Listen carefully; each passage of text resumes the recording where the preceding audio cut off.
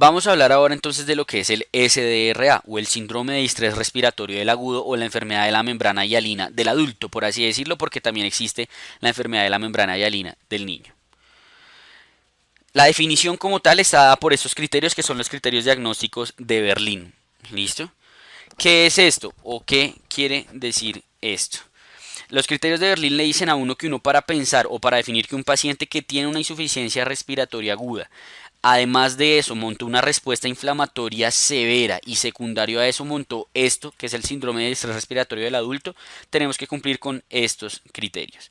Primero, que el paciente eso le empiece de forma aguda, como lo dice. ¿Listo? Entonces es antes de 7 días de que se sepa que hubo la alteración a nivel respiratorio. ¿Listo? Siguiente, que el paciente tenga alteraciones en ambos campos pulmonares que sean consistentes con ocupación alveolar. Es decir, que tenga opacidades alveolares bilaterales en una radiografía, en un TAC, en un ultrasonido, pero que yo vea que los dos pulmones están llenos de agua, los alvéolos por lo menos. Pues no va a ser de agua, sino de pus usualmente o de un material como tal inflamatorio. Y lo otro, pues que el paciente tenga un trastorno como tal instaurado de la oxigenación que puede ser leve, moderado o severo conforme a lo que ya habíamos hablado de cómo clasificar la insuficiencia respiratoria según la PAFI.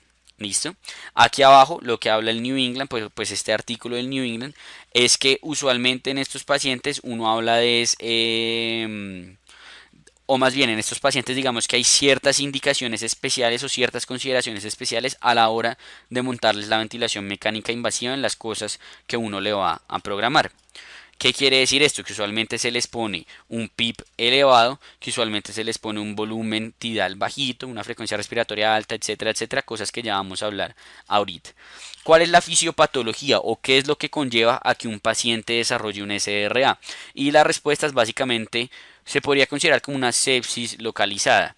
Básicamente es que el paciente tiene una respuesta inflamatoria desregulada a nivel del alvéolo y esa respuesta inflamatoria desregulada genera una gran cantidad de concentración de células inflamatorias en el alvéolo y eso lleva a daño endotelial, daño de la membrana alveolar, extravasación, edema, etcétera, etcétera y a fin de cuentas el paciente digamos que se ocupa todo esto y genera la ocupación alveolar. Adicionalmente se ha visto que tiene que ver con la formación de microtrombosis, etcétera. A fin de cuentas, por todo lado que usted se imagine, el paciente con SRA se le está tumbando la oxigenación o la respiración. Estos serían los ejemplos de las placas que uno podría encontrar en estos pacientes, ocupaciones alveolares bilaterales, hay algunos que hablan incluso del patrón de alas de mariposa, cosas que se podrían encontrar en el TACAR, claramente aquí hay una infiltración, tenemos digamos que el broncograma aéreo instaurado acá y tenemos zonas de vidrio esmerilado aquí y aquí que me indican ocupación alveolar. En cuanto al manejo entonces del SDRA, lo que habíamos mencionado, esos pacientes hay que intubarlos y hay que ponerles como ciertas consideraciones especiales en la intubación. Primero, el volumen tidal que se les pone es bajito, ¿listo? ¿Por qué? Porque como yo tengo un paciente, digamos que está así, esta inflamación no solo genera que se me debilite la pared alveolar, sino que me acaba con el surfactante y al acabarme con el surfactante genera que haya una mayor predisposición a que este alveolo se colapse. Para yo evitar entonces que ese alveolo se colapse y para evitar generar una mayor lesión de la membrana alveolar, voy a buscar que ese alveolo esté, uno, inflado todo el tiempo, pero que los cambios en el aire que tiene al interior sean mínimos.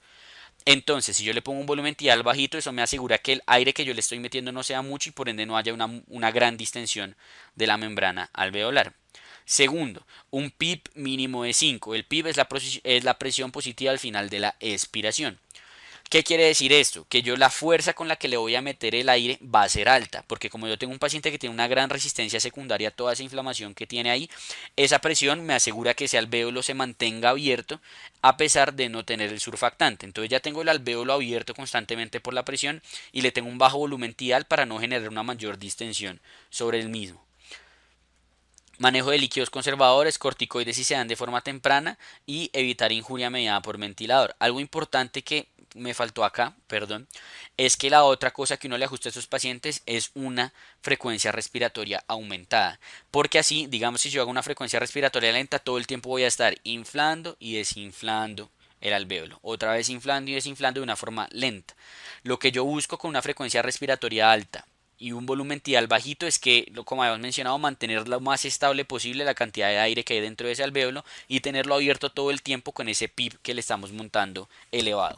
Esto del PIB elevado cada vez es más discutido, ustedes van a encontrar muchas bibliografías que dicen que eso ya no sirve, anteriormente se decía que llevarlos a 20, ya están diciendo que a 15, otros están diciendo que 15 es mucho, entonces a 12 y pues vamos a ver qué sucede con eso. Pero por ahora, digamos que la indicación es montarles un PIB elevado. ¿Qué tan elevado? Es lo que se está debatiendo, pero por ahora la indicación es que sea elevado ese PIB que se les monta.